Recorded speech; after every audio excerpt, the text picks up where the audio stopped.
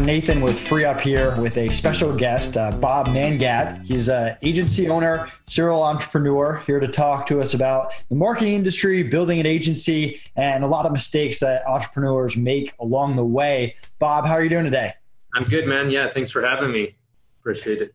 Of course, we're excited to have you here. I think a lot of people out there know me in the e-commerce world, and Free Up is not transitioning, but we're pushing hard into the marketing space as well. We're sponsoring traffic and conversion this year. We're working with more agency influencers, agency owners, and people in the marketing space. So we're really excited to learn from you. It's definitely something that's a little out of my area of expertise. But first, I'd love to hear more about you and your backstory. How'd you get into everything that you're doing now? Yeah, no, I appreciate it. I've been self-employed since, first year out of college. I basically went in, I had a soccer scholarship, and then I left after a year. I started flipping some real estate. And, I said, I make more money in a day than I'll probably ever make, getting my degree and doing that kind of thing. And it was out of a necessity. If I had the ability to go to school, I probably would have kept on going to school. I grew up with two immigrant parents that worked 3 to 4 jobs just to put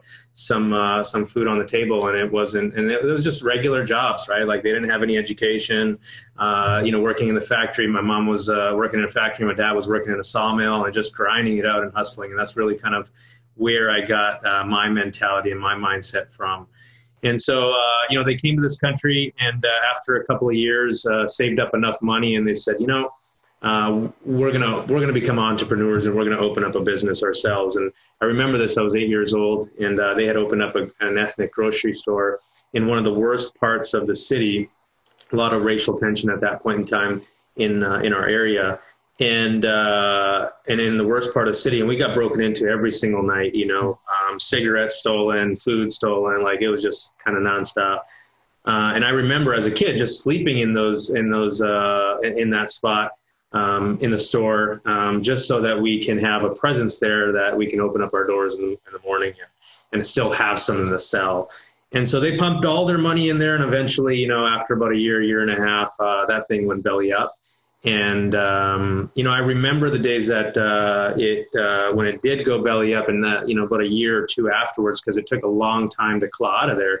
When you're making $5, $7 an hour at that point in time, and you're spending $100,000 on a store, and that's just wiped out, it takes a long time to build it back up, And I remember sleeping in cars and just kind of like, have my parents just making ends meet. And so for me, that's where really the business mindset and that hunger came, which etched in my brain. And it was like, I'm never going to live like that. I'm never going to be like this.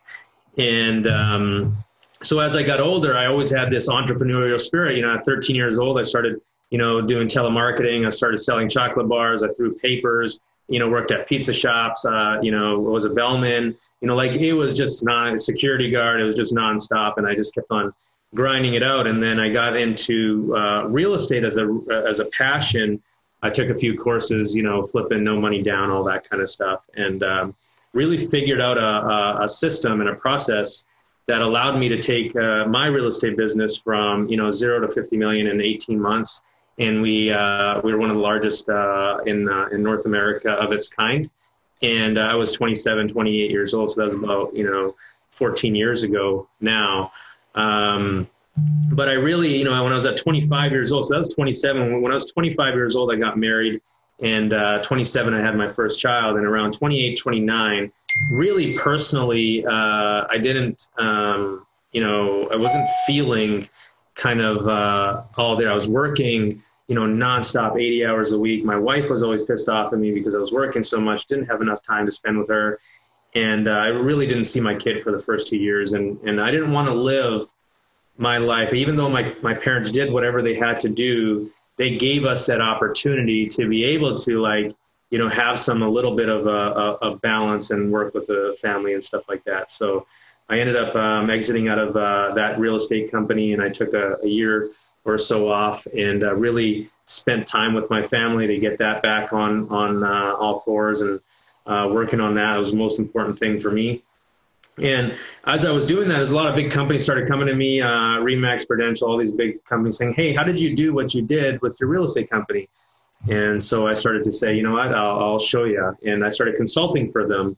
And then the agents of those companies started to ask me, hey, listen, whatever you're doing for them, can you do it for us? And that's really where my agency was born, working with real estate agents and doing that kind of stuff. But I was kind of bored of it. You know, I was kind of sick and tired of working in that industry. And, you know, if you're an entrepreneur, you know what I mean. It's just, you know, you want to kind of always push the envelope, do something a little bit different. Once you do something, it's not always about the money. Once you do something, you're just like, I've been there and done that, and now you want to do the next thing. And so I ended up building my agency out of that whole process. And I started to work with I started to work with really everybody. You know, I took on cupcake companies. I took on car washes. I took on, you know, electricians, plumbers, everything. And I really found my niche in the medical space. And over the last 3 years, we've become one of the most dominant forces in that space and grew it, you know, to 7-8 figures in no time, pretty much.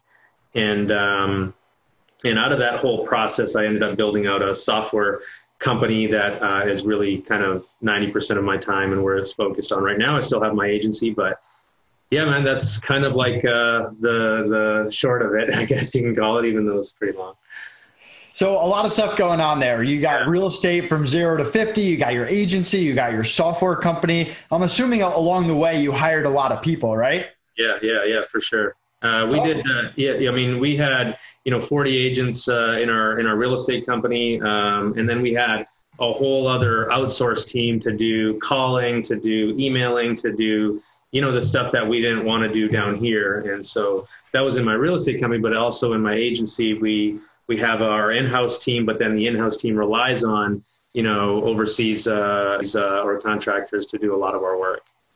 Awesome. So talk to me a little bit more about the hiring. I mean, is it something that came natural to you and you got good people right away? Did you make mistakes along the way? What did you kind of learn in your different companies hiring these people? No, I'm the worst person to hire people. Like it's just and my mentors always said, like, you have to spend the time to be able to, filter them out and do whatever you need to do and build the system and the process. I'm really good at building the systems and processes. That's what allows us to scale it.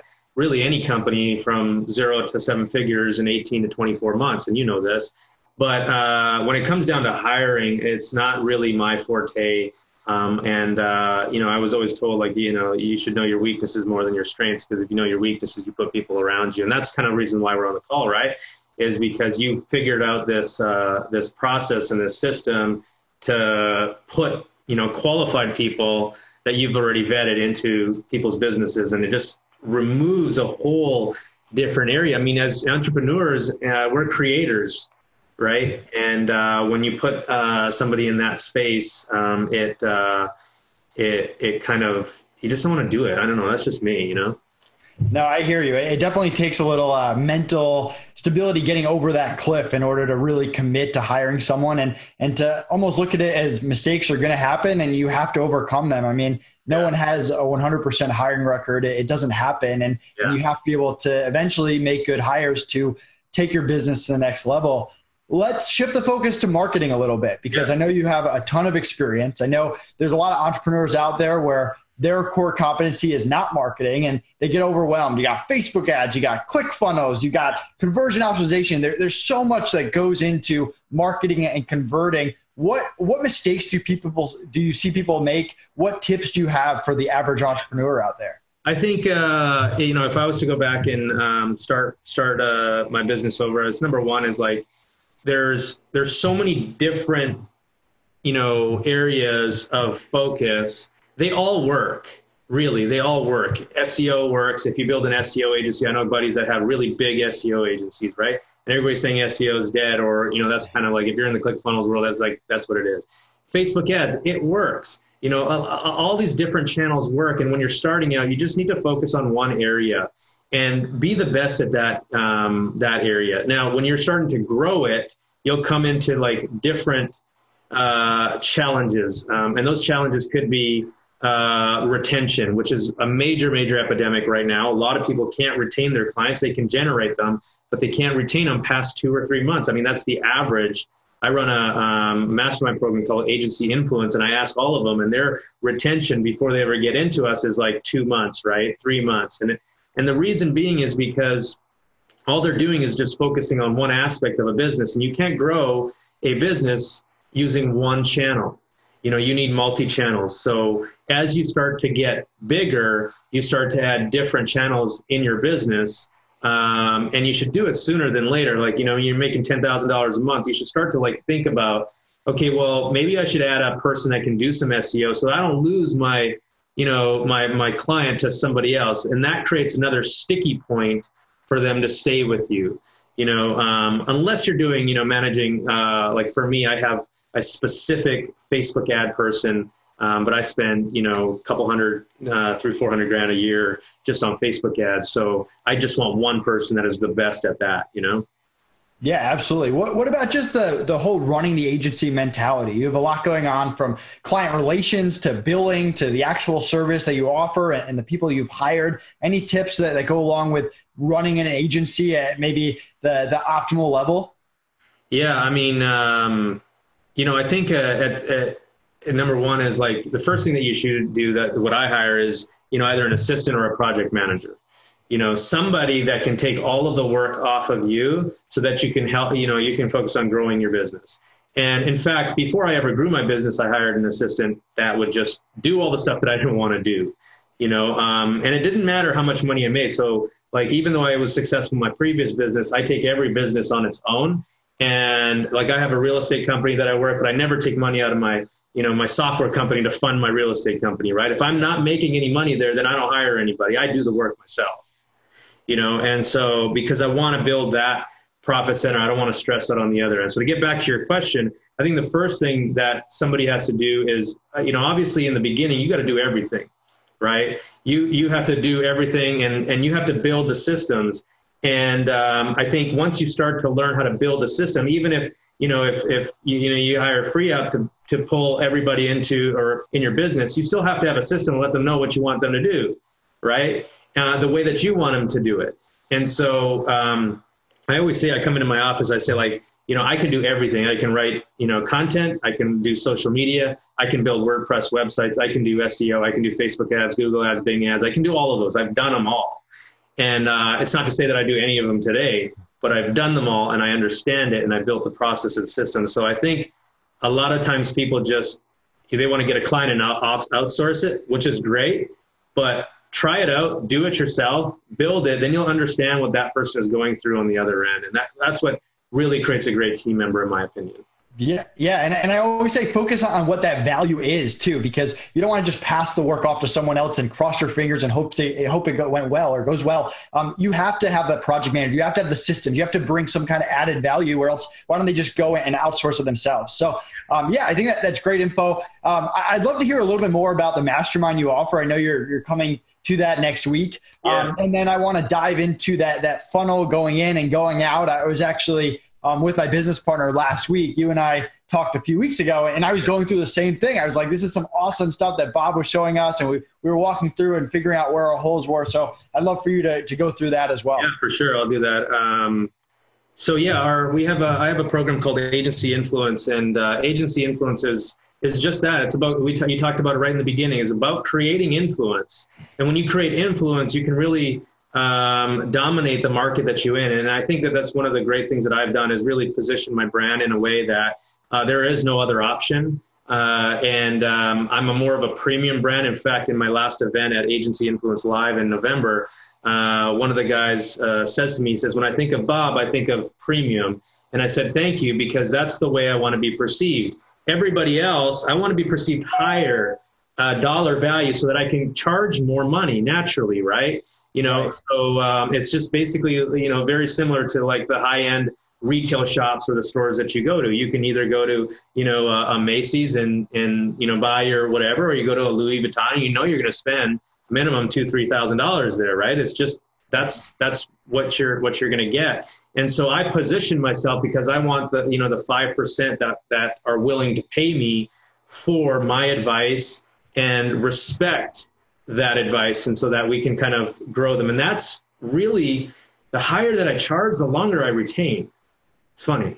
versus like if I charge, when I used to charge $400 or $300, man, I was fighting for scraps, right? And and I kind of built this system based off all of my challenges, which is called the Ultimate Client Journey. And so I'll pull up, I'm going to do a screen share. Does that answer your question, Nathan? I don't know if Yeah, no, it's great. I think, why don't you add in where people can find out about this and join it? Yeah, so you can go to, actually it's called lessclientsmoremoney.com. And there's some information on there. You can go there and hit me up on there if you have any questions. Awesome. That's lessclientsmoremoney.com. So I don't know if I showed you this last time, but this was kind of what I talk about is the ultimate client journey, how to capture, connect, and close new customers on autopilot. And so everything that I teach, I don't just teach it like for one thing for an agency and then one thing for a client. Everything that I use is fundamental business principles. Like you can use it in your business today, or you can take all of this stuff and use it for your agency and teach your clients on how businesses are ran.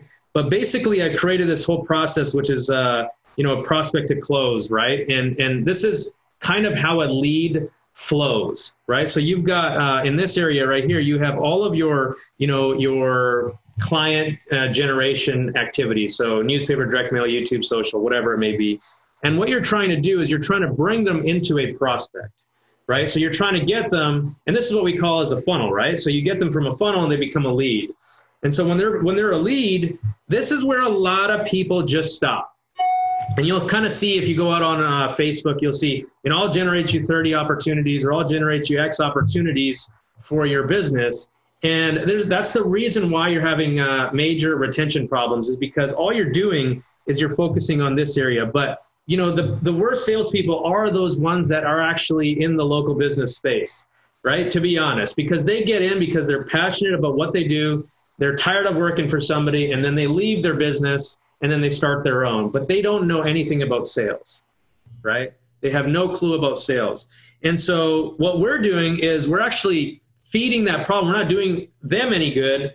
And what we're doing is we're running some great Facebook ads or campaigns and all that kind of stuff. We're getting them in here, and they're just kind of dying out right here. And they're saying to, our agency clients or whoever it may be, they're saying, you know what, this Facebook ad thing or this funnel thing is not working. It's not for me. And then they're dropping because they're spending $2,000 or $3,000 a month.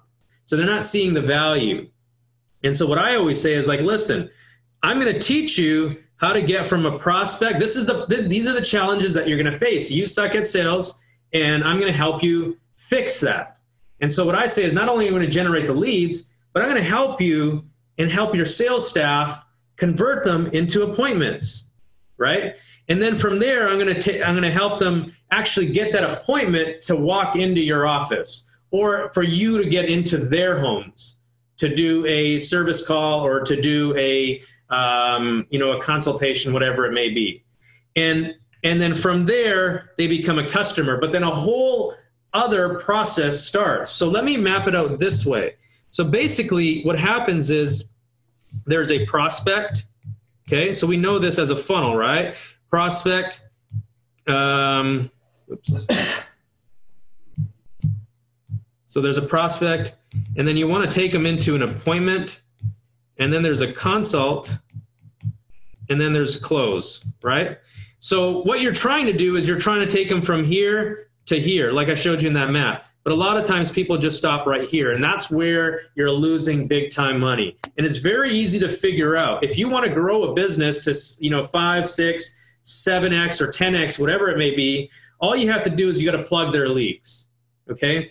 And I know that this is not their leak. This area right here is not the problem, because we know that we can generate those. Any half good Facebook marketer can generate leads, right? You can take a course over the weekend, you can generate leads. That's not the problem. That's not the problem. The problem is taking that prospect and getting them into an appointment, getting them to respond. And so let's say, for example, I have 100 leads here, and 50% of those actually pick up the phone and say, yeah, I am willing to book an appointment. So for our client, we'll get 50 new appointments. Now I'm just using 100 as a easy number to use, right? So our goal next time is, a lot of times people will just stop right here. So they'll stop right in this area too. And I don't do that. What I do is I say, well, just because you got somebody to say yes, we know that there's a major show problem, right? So somebody that, that says I'll book an appointment, but they're not going to show up. Okay. So we need to track that as well. So how do we do that? Well, we want to know how many of those appointments that we booked are coming into consults. And so let's say, for example, 50% of those, or 25 actually came in. Okay. And so 25 of those came in. Now we know the client has 25 live consultations that they can do business with. Okay. And then from there, what we're going to do is we're going to see how many did they actually close, right? How many did they actually close? What if they closed, in this case, 50%? Okay. So that's 12. Let's say that there's 12 people. What if they close 12 people? And what I do is I say, well, how much, this is the exact same process I use on my whiteboard close. I do this exact same thing, and I show a client exactly this. And so what I do is I say, well, how much is one client worth to you? And they'll tell me, well, it's worth $250. And I'll say, no, it's not worth $250. That's how much they're going to pay one time with you. But you're going to be able to upsell them. You're going to be able to cross-sell them, or their lifetime value might be $1,000. So let's say, for example, there is $1,000. We've made 12 grand on 100 lead, and that might have cost us $1,000. Okay. Now, if I wanted to double somebody's business, all I have to do is I have to look at, where is the big leak? Well, there's a big leak here because 50 leads are not being dealt with. It doesn't mean that they're not interested. So what do? Maybe we put an automation sequence, 12 or 15 step automation sequence, to get these people back into, the pipeline, right? And so we might be able to get a little bit more out of that initial $1,000 spend. So 100 leads, initially we're at 50. But what if this guy was closing only 2 out of the 25, right? Your campaign is not going to be successful because he can't close.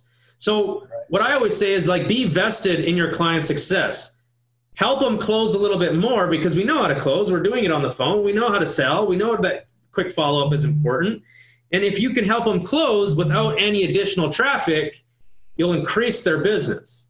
So they're not spending anything. So in our agency influencer mastermind program, I always talk about, listen, you have to be their trusted advisor, almost like a chief marketing officer for their business. And if you can help them in every area in here, then something else opens up. If you can fix this part up, something else opens up, and a whole other level of a funnel that comes on the back end. Okay. And basically, number one is you got to deliver, and then you have to upsell, and then you get referrals. Okay.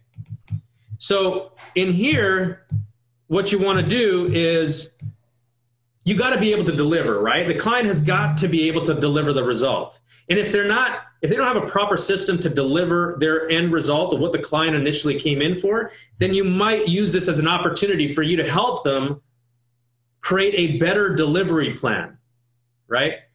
If they deliver and they get a great result for that client, they have the ability to sell them a little bit more. Yep. Right? So they can upsell them. And I'll tell you guys, nobody is focusing on this stuff. Nobody is focusing on this stuff. If you were to just create this process and system in your business, if you're running an agency and start using this, you will automatically increase your retentions just by doing this, and you will set them up for a long-term goal of success, right? As business owners, you and I, Nathan, know, you can't grow a business in a month or 2 months, right? It takes hard work. Once you get to 8 to 12 months, if you're doing all the systems and processes properly, then you can start to scale it in that final months, right? After you've upsold them, now it's easier to sell to somebody that has already bought from you than to sell to somebody that's never bought from you. But nobody ever focuses on this. So you deliver, then you upsell them, and then you ask for the referrals, and then it basically pulls them up back to there. So this is a complete process that you can use. And at every level, you create a system for that business that allows them to go from prospect into a raving fan. So I love it. And it applies to almost any type of business too. It's great. And like I said, I was going through this with my business partner on FreeUp and where the holes are, what we can make more clear, how we can capitalize on different things. So yeah, I really appreciate it. Why don't you tell everyone again where they can find you and all that? Yeah. So this whole process of prospect to close, deliver, upsell, referrals, I built a software called EverGenius. And if you want, you can go to evergenius.com, get a free trial. Our whole team will help you guys set it up. We'll give you some training videos, a lot of the things that I talk about. And so we'll hook you up. Go there. My team will help you guys set up. Evergenius.com. Go there, and you can also find me at bobmanga.com. See some of the brands and some of the content that I push out as well. Awesome. This was great. This was a lot of great content. I really appreciate you coming on here. If you're an agency owner out there, I definitely recommend checking out Bob, following him on social media and all the cool stuff that he's doing. And yeah, I'm sure we'll talk again soon. Yeah. Thanks, Nathan. Appreciate you, man. Hey, everyone. I'm making content like this all the time. If you like this video, please comment and like below. Also, click the subscribe button to get even more content brought to you. Thanks again for watching, and I'll be back at the end of the next video to remind you again.